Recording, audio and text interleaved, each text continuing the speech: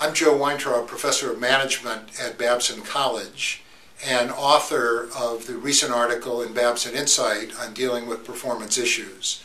One of the real key elements in looking at performance problems with employees is the lack of expectations that often exists between employee and their manager.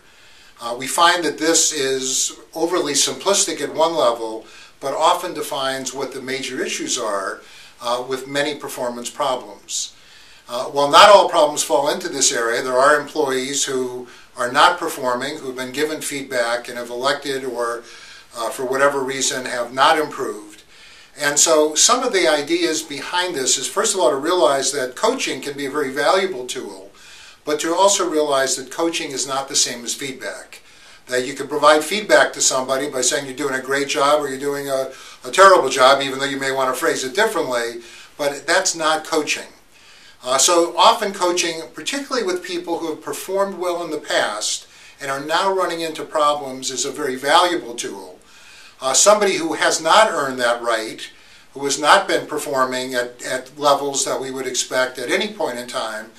might have a very different conversation which gets into consequences if people don't improve. So it's very important that managers act quickly,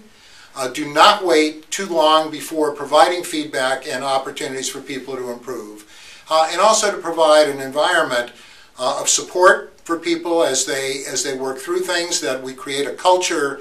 where people can make errors and learn from them, but at the same time holding employees accountable for their actions and making sure that there's follow-up, which often is, again, one of those dimensions that is often left out, that we provide feedback, but sometimes we fail to go back to employees when we see changes or don't see changes, so that we can make sure that action is taken if needed in dealing with problem performers.